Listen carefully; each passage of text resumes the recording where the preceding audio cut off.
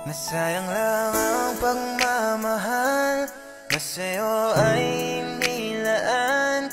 Di ko inakala na ako yung iiwanan. Akala ko